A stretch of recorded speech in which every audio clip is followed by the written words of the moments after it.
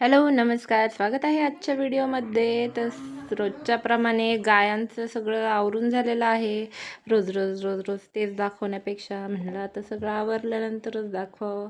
तर हा आमचा काळूराम बघा, जे त्याला भेटेल त्याच्यासोबत त्याला खेळायचं असतं. बच्चूला झोपवलं कारण की आम्हाला फिरायला जायचं आहे.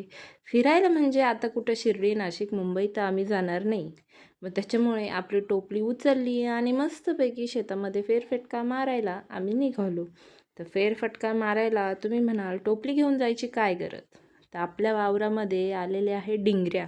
मग त्या तोडण्यासाठी सई, मी आणि आमचे आम्ही सगळेही निघालेलो आहोत. आता ह्या डिंगऱ्या आहे की मिरच्या आहे? नेमका काही काही लोकांना प्रश्न पडला असेल, पण काय करणार, ह्या डिंगऱ्याच आहेत.